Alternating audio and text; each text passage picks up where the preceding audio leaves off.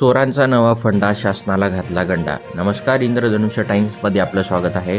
धर्माबाद तालुक्यातील रोशनगाव येथील बसस्थानकाचे टीन पत्रे चोरी करून चोरांनी पोलीस प्रशासनासमोर खुले आव्हान उभे केले आहे. ऊन वारा पावसापासून प्रवाशांचे संरक्षण व्हावे यासाठी सार्वजनिक बांधकाम विभागाच्या वतीने गावेगावीच्या बस थांब्या प्रवासाची निवारे उभारले होते. मात्र या प्रवासी निवाऱ्यावरील टीन पत्रे अज्ञात चोरट्यांनी चोरून नेल्याची प्रवाशांची गैरसोय होत आहे. रोशनगाव चिकना चोळाखा प्रवाशांना उन्हात पावसात आसरा ठरणारा निवारा हिरावून गेला.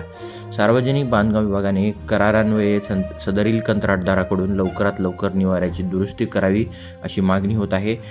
तेव्हा कार्यकारी अभियंता भोकर यांनी याकडे तात्काळ लक्ष द्यावे अशी मागणी जनतेतून होत आहे.